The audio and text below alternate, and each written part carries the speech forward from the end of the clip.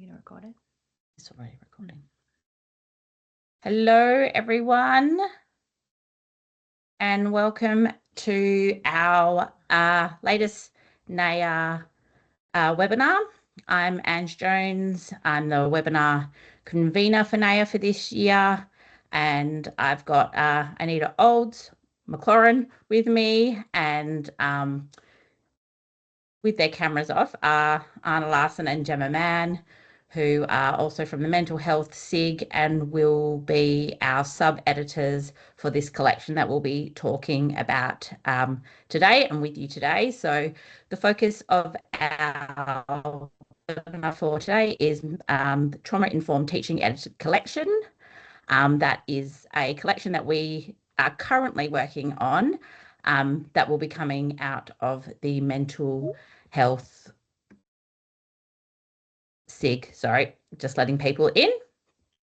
Can everybody see our screen? Just thumbs up. Anyone want to give it? Excellent. Thank you.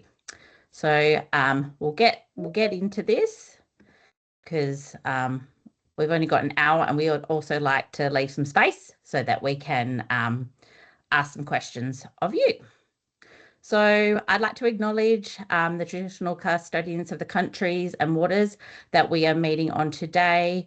Ours is the Whadjuk, we are Whadjuk Noongar Boodja here in Western Australia, and I also pay respects to the other custodians of the countries that you are meeting on and with us today, and recognise the elders past, present and emerging, and that this has always been a place of knowledge sharing, and I hope that we can extend that tradition with you today.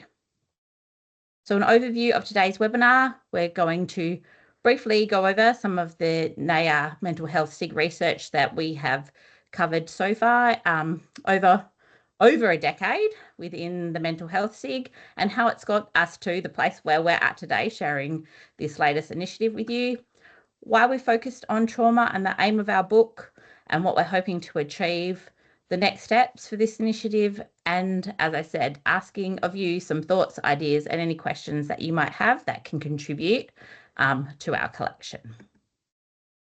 So the mental health SIG started out in 2014.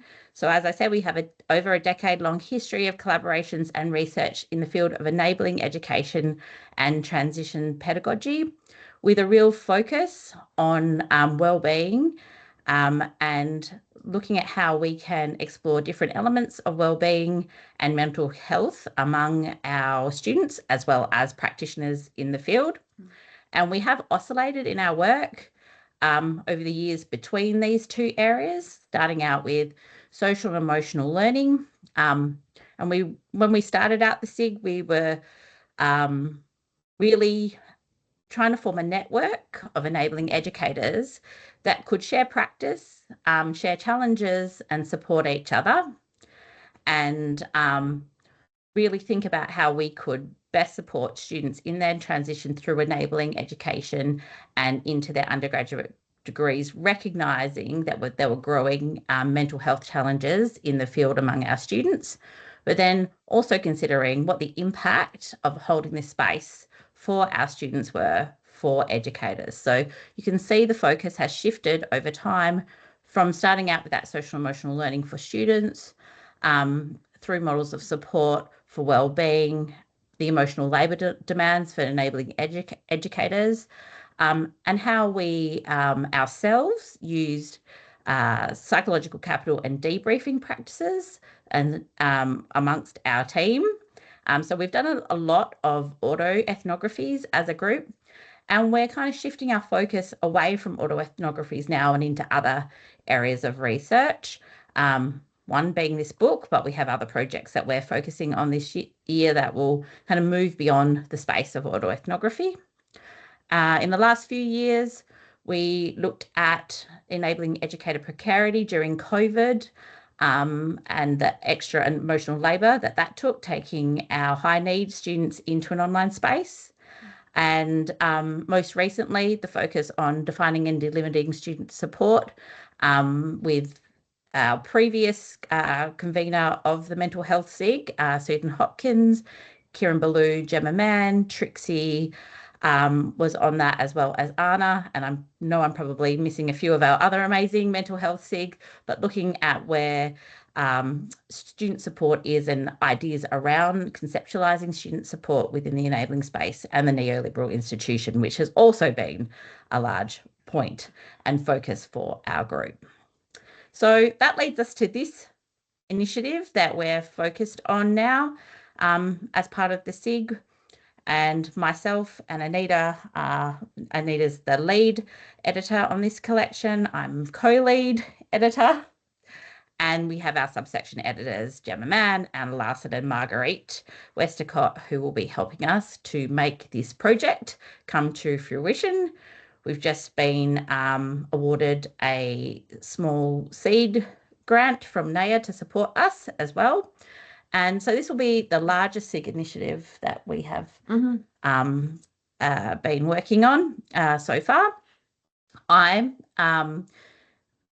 come from ECU in Western Australia. Previously, I was working at Murdoch University with Anita and many of our other NAEEA colleagues.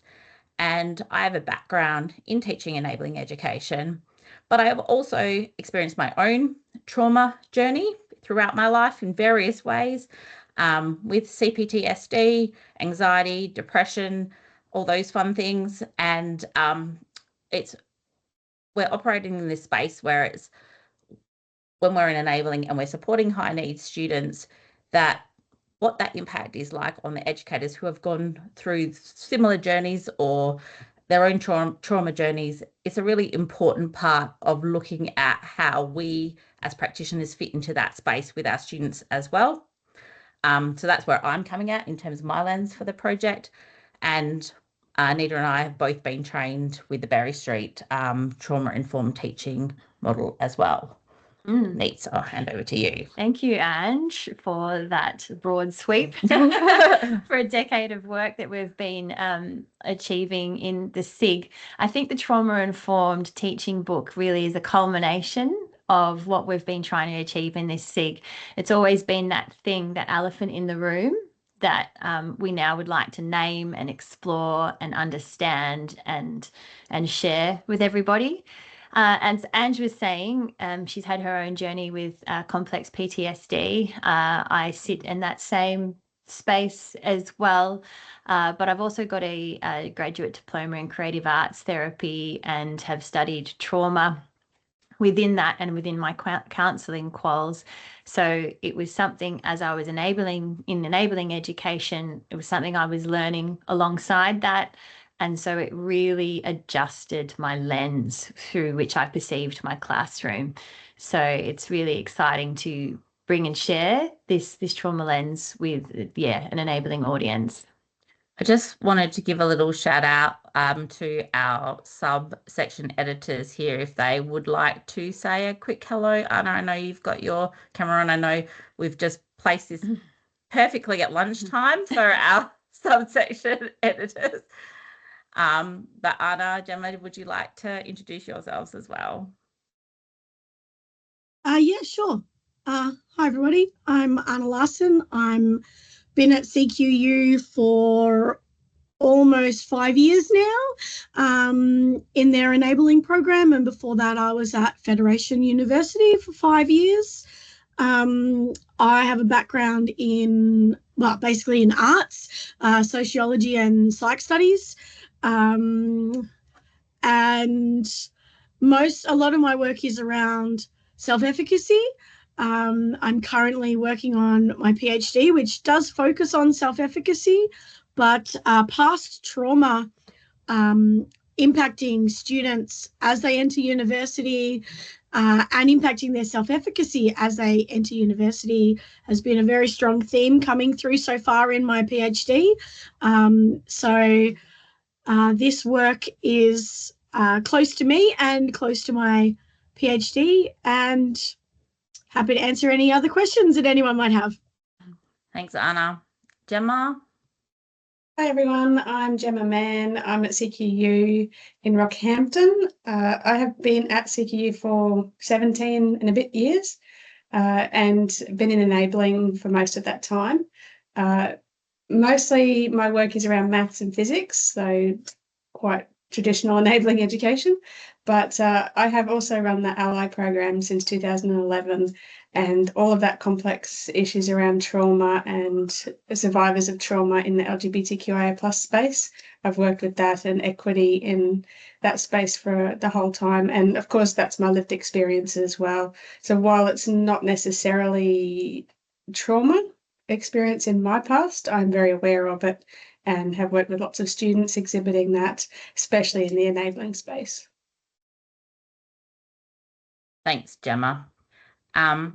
And I think that we really wanted to get our unique lenses of both editors and our subsection editors into this piece of work to really help us curate a piece that is going to speak to the different elements of trauma and how they are experienced through the classroom by students and educators. So on that note, Anita's going to walk you through why trauma as a focus.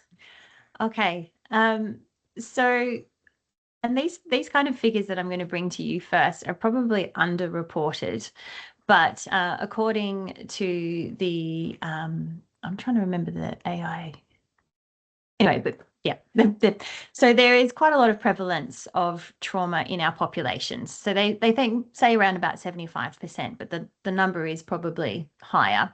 When we think about enabling education, there seems to be more of a concentration of trauma histories in our students. And I think it's probably fair to say there might be a higher concentration of trauma histories in the educators as well. The kind of people that come into this work, I think, come in from a very compassionate place and a place of understanding with very strong social justice values. So there's kind of this idea of the wounded healer working in these spaces as well. We found that over the years as well that there's increasing rates of mental health issues in student populations in tertiary spaces. So there is a real need and there's a real prevalence out there. And in the enabling space, we find that we've got the concentration of equity groups as well, so that increased likelihood of trauma experience for non-traditional students. And so understanding that there's a high prevalence of trauma in the room, I think what it essentially does will shift, once you've got that trauma lens, it shifts your educator identity. Is that you would start reflecting on not just your identity, but your praxis, that you would start reflecting on, well, what is in the room? How can I change how I turn up as an educator? It has got huge implications for whether or not you're teacher-centered or student-centered. I think that dichotomy is not useful for us. With a trauma lens, it's much more about being learning-centered, not learner, but learning-centered. And how can we as a group dynamic share power and reach our learning goals without re-traumatizing our students. And in higher education, we're also preparing our students for careers working with that can re-trigger their trauma. So it's really important that we consider all of those implications as we move forward as practitioners. Is there anything you want to add to that, Ange? I think what we're seeing in the literature around exploring trauma within higher education spaces, whether that's students that have experienced trauma or the teaching of trauma-related subjects and how you actually address trauma within curriculum and content and delivery, there's been a real focus on that not re-traumatizing of students as well. But within that, within those discussions, there's discussions around positionality. There's a power that educators hold within that space to create a space for students to be able to learn, so that learning centred. But a lot of the focus has been on students and less around the practitioner and their identity or their past history around trauma. And so, less focus on what they would be going through as they're teaching these subjects, or trying to hold the space for trauma survivors in their students. So I think when we're talking about a project for the mental health SIG, given all of our research that we've done so far of oscillating between those two spaces, it's really important for us to bring that into the discussion as well. We really wanted to explore how it interacts in the classroom between the student and the practitioner, and that's the gap in the literature. Is there's not a lot. There's stuff out there on trauma-informed teaching, but there's not a lot that explores the interaction between the practitioner and the student. The other thing I wanted to note is that in our cohorts, our students in enabling education have had a much higher chance of having educational disadvantage and having traumatic educational experiences. And so that really impacts the dynamic in the classroom, in an enabling classroom, how they turn up and their own positionality as well. And when I speak to the dynamic, the different personalities that emerge in the classroom and how those personalities are impacted by trauma. And we'll talk about that a little bit more later in a few of the other slides. So one of the questions that came up when Anna and Gemma were presenting as well for the Emerging Initiative was, what is our definition of trauma? And this is something that we have purposely not rigidly defined. So there's a lot of contention around the definition of trauma, and there's a lot of subjectivity around it as well. So basically the DSM-5, the Diagnostic Standards Manual, has a very limited understanding of trauma. It doesn't actually note complex PTSD, for example, or the interpersonal trauma that can create, say, childhood trauma that can create really, really long-standing patterns of interaction with people that definitely turn up in the classroom. So one of the aims of our book is to explore these definitions of trauma and to allow each of the authors in each of the chapters to bring their own understanding and definition of trauma to the reader, so that the reader has an opportunity to explore what it actually is.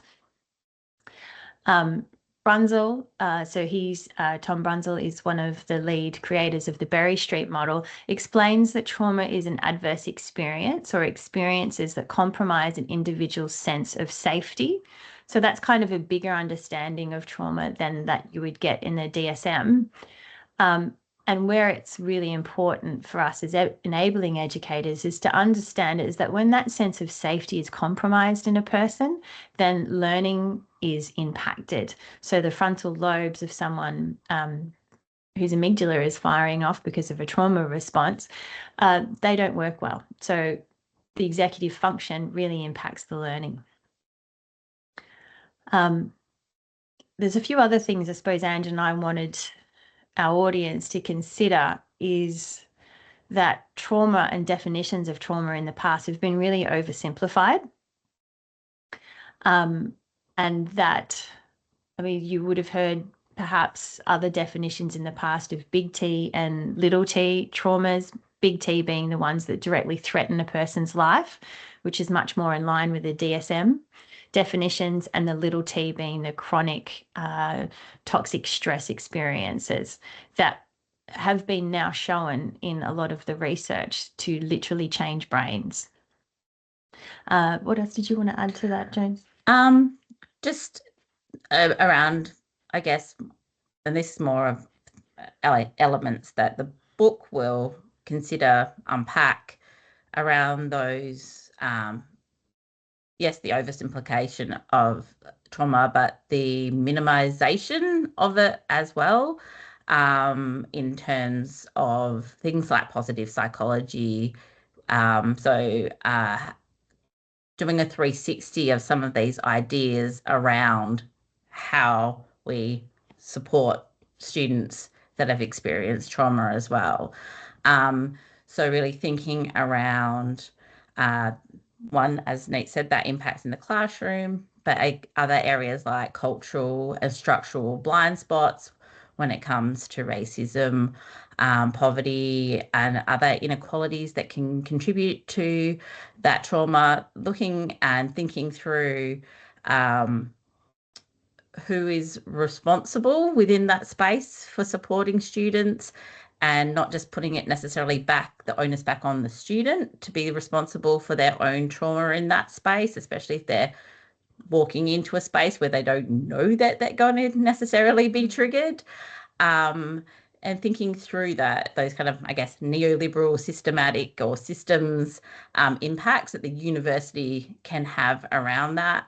And I guess questioning some of those superficial interventions as well, that might be tokenistic wellbeing strategies, or quick fix strategies that might be dismissive of other elements of trauma, or not really taking into account the full lived experience of the student. Yeah, and it's very much hoped that the book will demonstrate approaches that are deeply embedding trauma lenses into the learning experience. I think the other thing that's really important to that we want to capture in this book is not looking at a trauma survivor through a deficit lens, and seeing how the experience and histories of people can develop strengths and insight and abilities that other people may not have developed.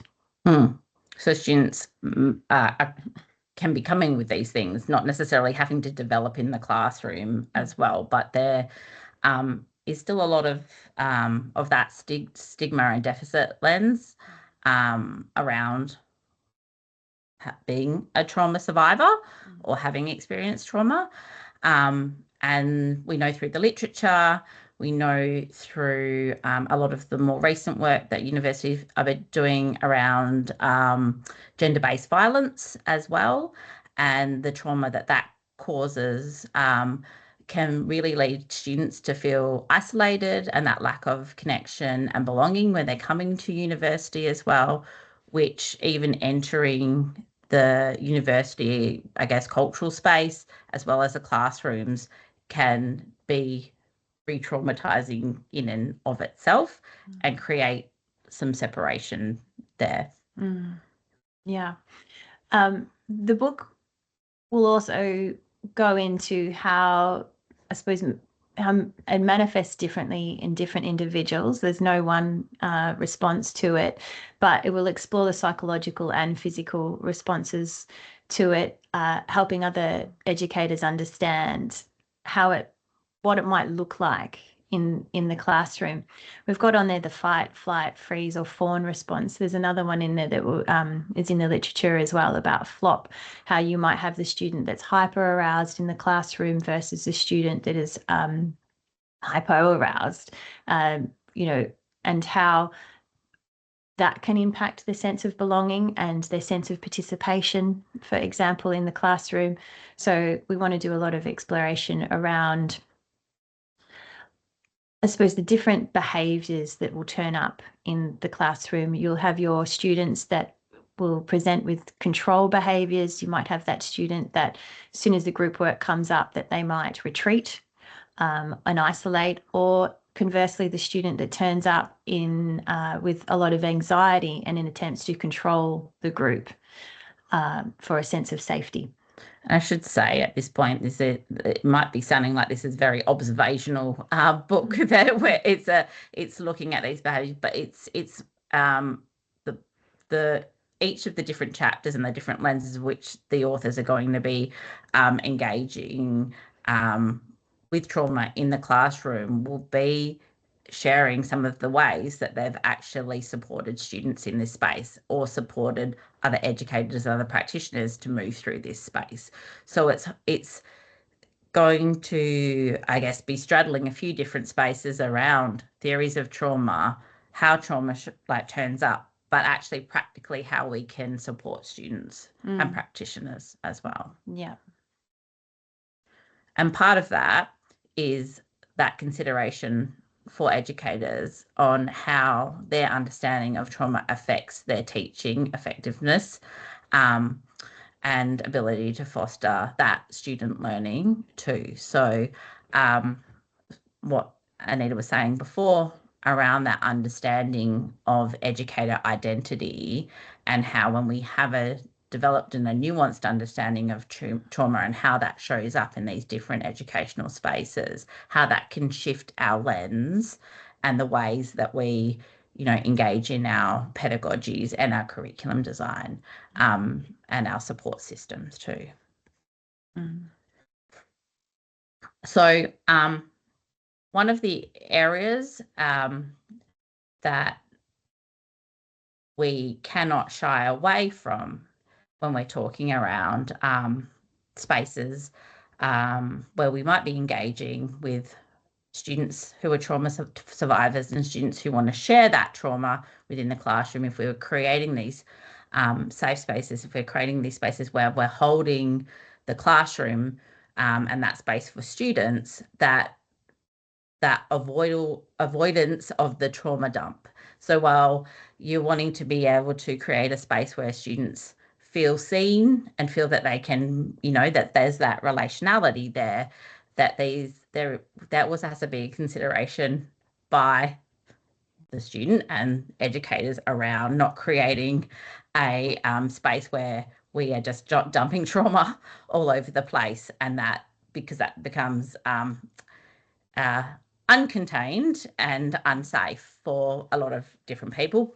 So thinking around what the adverse effects of those kinds of things can be. So McCann and Perlman came up with the phrase of vicarious trauma. So the actual impacts on the internal beliefs and schemas, and the potential psychological impacts of that when educators or other students are hearing someone's trauma and connecting through a trauma narrative.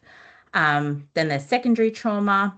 So that's more of a biological as well as psychological reaction to hearing about a trauma narrative of a student or an educator. So it is they say it's almost like a secondary PTSD that you can experience through hearing about that narrative, a little bit different from the vicarious, which is more around that psychological and empathy side of it. And then, as we've mentioned a few times, that re-traumatization. So it's actually reactivating the trauma-related symptoms that students or educators may have experienced in the past. So essentially reliving it again. And so these are all considerations that we need to think through and write through when we're talking about how to potentially draw from trauma experiences in a classroom environment as well. And that's something in our SIG that we have been a real support for each other, as there's so many stories that we've all had about, that student that has come to us, and there's a lot of oversharing as well, with the boundaries not being there, and hearing their stories and stories that might knock up against our own stories as well, and how to support each other in holding that emotional labor. I'm going to go on to this one. Yeah. Okay. So segue. Yeah, I suppose when And and I are talking about holding the room, when we're working in these places where there's a strong collective trauma histories, there's some simultaneous holding that needs to happen. So we are, as educators, holding our own histories, holding our own emotional regulation. We're holding a group dynamic, because as we know, in a classroom, no two classrooms are the same. There's a collection of personalities and energies that occur that we are constantly having to be aware of. And then we're holding our individual students as well, particularly if we know their histories. And that is, I think, the hard work of enabling before we even get to the learning. And what we talk about by containment is that you want ways to be in the classroom that honour the collective histories, but ways that don't uncap those collective histories to re-traumatize your students or self, and building that psychological safety in the classroom to hold it in healthy ways without it hurting anybody is actually a really conscious effort, and a lot of time does need to be spent, I believe, as the educator, on reflecting on how you're going to do it and then purposeful application. So that's why the book wants to explore the pedagogies of care and the ethics and the implications of how we design our curriculum. But also importantly, that how, as a practitioner, you hold those boundaries, because burnout is quite real in enabling educators. Yeah. And so thinking through again and maybe returning to some of the ideas that, have already been written through, from our SIG as well, around that psychological debriefing, understanding those intersections between pedagogies of care and ethics of care and how that pertains to the educator as well. So we know within the enabling space that educators often put themselves or put the students ahead of themselves when it comes to supporting them with that understanding of the backgrounds that they've also often come through, the experience that they're having right now as they're transitioning into a university culture. And even with those best intentions of designing those pedagogies and ethics of care for our students, that can often leave enabling educators or enabling practitioners in the space, in those positions where they're on the edge of burnout. So it's really, I think for us, 360 these different parts of that enabling experience, whether it is a student, whether it is a student to educator, or a student to practitioner, or a practitioner to practitioner, and thinking about how we can best align ourselves with those pedagogies of care while supporting and having that awareness of the different trauma narratives in the space. And simultaneously, as editors and the sub-editors, is holding the space for all our authors as we write through these things, and making sure that there's containment for the authors as well. I think Ange and I talked before we started this meeting as well about how many of the personal stories do we share in this space, because we don't want this to be just a cerebral exercise. We want it grounded in the experiential, but that the risk of sharing our own personal stories in this space, can we guarantee containment in that? And did you want to share a story? Oh, my most recent, and I know I have some of my ECU colleagues in the room who'll know what I'm talking about, so I won't go into too much detail, other than to say that this week I've been experiencing with my own students who are going through some traumatic events in their lives, and their trauma narratives are impacting on their learning, but then also are uncontained in a way that have been impacting my staff, and that it actually was like playing on me. Last night, Anita and I ended up having a old school debriefing around, how to put those boundaries in place, how to hold that space, and how it's not just in the space for holding it for your students, but if you're in a leadership role in the enabling space, it can be holding that for your staff as well. And, putting yourself in a space where you're having to hold your own trauma and be re-traumatized as you're trying to protect people as well. So thinking about how you can negotiate that space. But it was quite, I think, cathartic to be able to go draw back on these debriefing practices that we developed so long ago at the beginning of the SIG with our OG members there, and looking at how that's such an important part of practice within the enabling space as enabling educators. Yeah, we need that person where we can run through and say, this is what I've done. These are all the stakeholders I've had to consider. And yeah, that person that's sit there ready to listen and to validate and say, you know, and check in with the practitioner. Okay, what else do you need?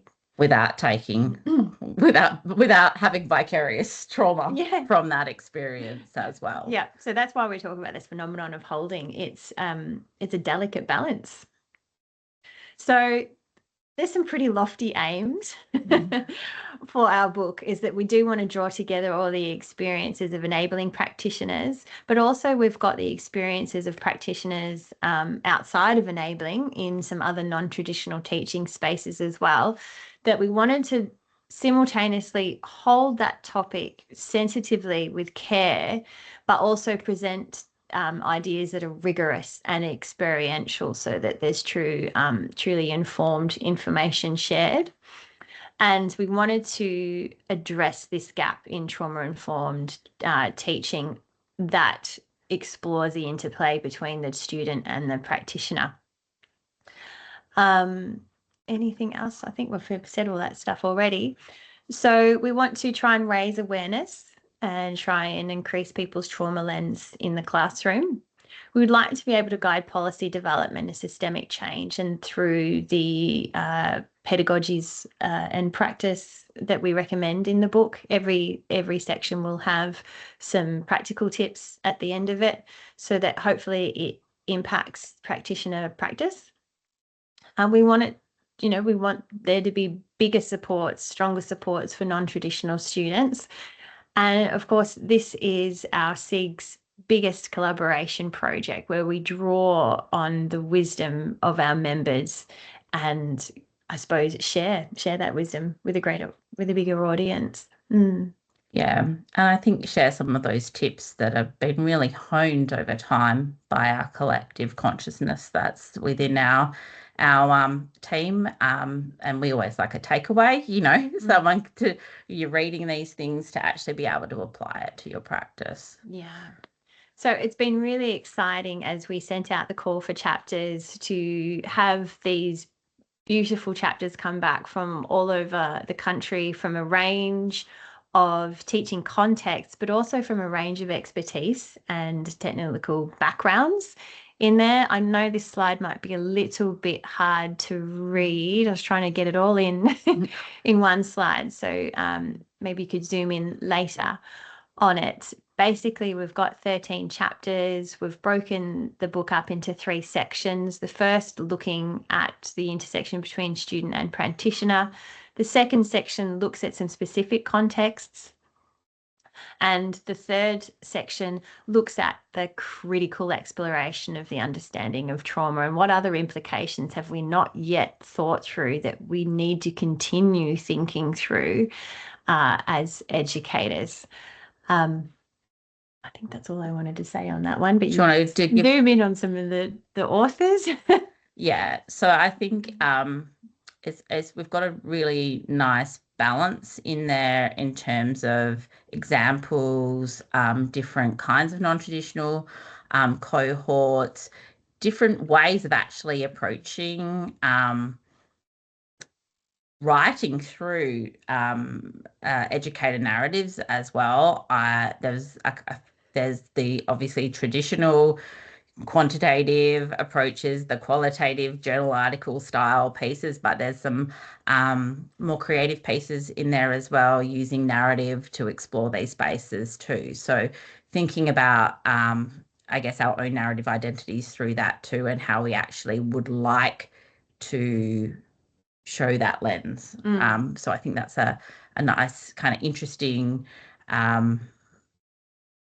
I guess element of the book, that it kind of moves between different areas of the arts, not just our standard ways of presenting book chapters, which, yeah, I think that's going to be, I can't wait to see how it's all curated by our wonderful subsection editors as well.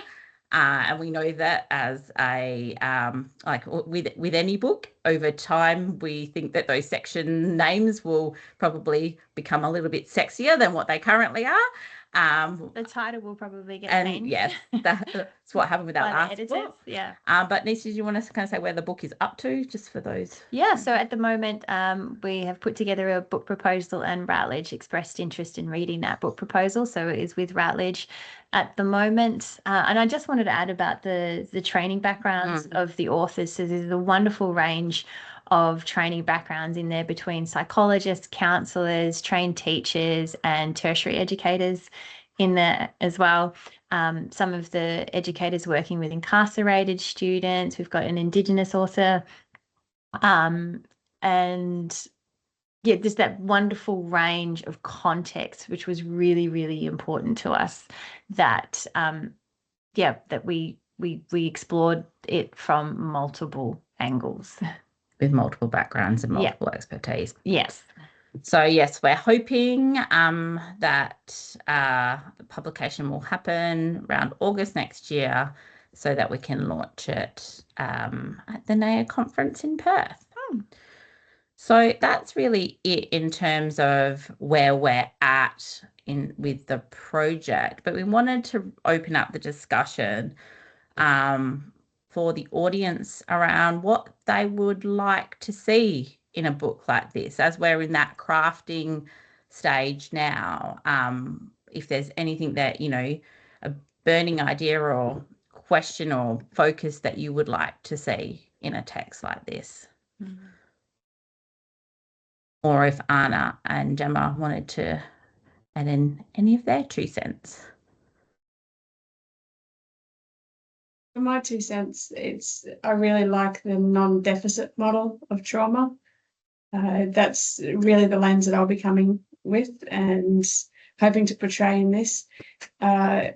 We have to be careful around it, but we don't have to be treating people as always vulnerable or always going to have issues. And I really don't want to have to come to a situation, which we're seeing sometimes in the world today, that we're just ignoring whole things, sweeping it under the carpet.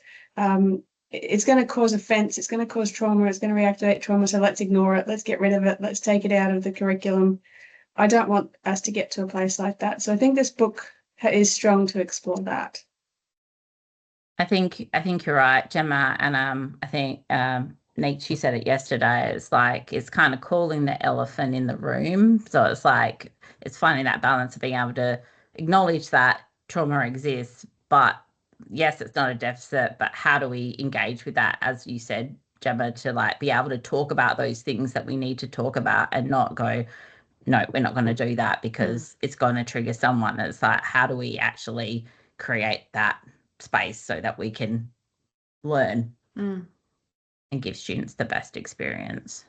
Because that's where the real meaning's found, and the deeper learning is found as well. If we can handle it sensitively and not shy away from it, then the outcomes are fantastic. And I'm really interested to see those different lenses for how people do it as well. Anna, did you want to add anything in?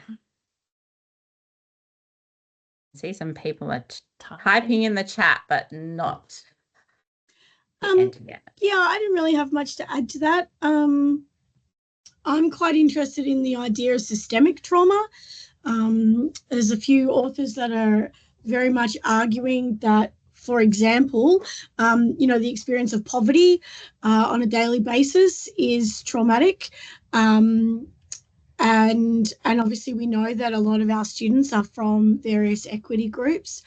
So I'm interested in reading what others have to write about that, more so than confident to write about it myself. I'll probably stick to my lane, which is the impact of trauma on self-efficacy. But keen to read what others contribute for sure. Thanks, Anna.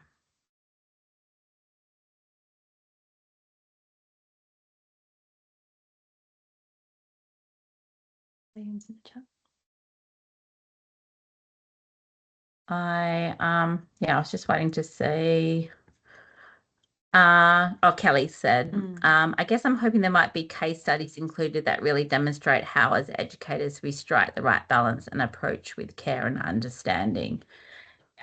yes, Kelly, that's our aim as well. And while not all of the chapters will provide case studies, there will be definitely a good portion in there. And that's why we wanted to give authors that opportunity to go from their own lens and use their own lens and understanding of trauma so that they can really share that practice with us, with everyone. And I think that's why at the end of each section, the practical tips for educators is going to be really important as well, as to concretize the action. Yeah, that's a great question. Thank you. Does anybody else have any other questions that they might have? If you aren't comfortable putting it in the chat or, putting your hand up, you are welcome to send any ideas that you have or any questions you might have through to us as well. I should actually check this Q&A section, but there are nothing in there. I'll double check. Oh, Naz, what have you said? I'd love to join the SIG. Please send me an invite. Sure thing. You are most welcome to join our SIG. We love new members. We'll send you an email and I'll put you on our invite list. We meet once a month thereabouts, if I don't schedule a meeting for a Sunday accidentally. So I think our next meeting will be September the 9th. Yeah. Well, I think we've managed to finish up a little bit. There's a couple of people typing. I'm not sure whether they can actually put their mics and cameras on, or if your settings have changed their permissions. Oh, I thought I said it so people could, but maybe I didn't. That's a me fault there. Sorry, Yeah, so apologize. there's at least 3. I think there's just some typing ones going in. Oh, we've got some nice thank yous. See, Karen. Oh, thanks, Karen. Yeah, we hope it will. And we're also hoping that we can kind of contribute that little bit. I shouldn't say little, but that piece of work to the enabling kind of canon of literature as well, which is under researched at the moment. Yeah. All right. Well, I will give everyone 13 minutes back in their day. Thank you all for coming and listening, to what we're doing. We really appreciate it. And we do really appreciate your ideas if you have any more that you would like to share with us. And keep the eye out for the next set of NAEEA webinars that will be coming up shortly. Well, within the next few months. I think we're going to have one from our maths SIG, which is going to be great to hear what they're doing there. So have a fabulous rest of your day, and I'll see you in the next one. See you later. Bye.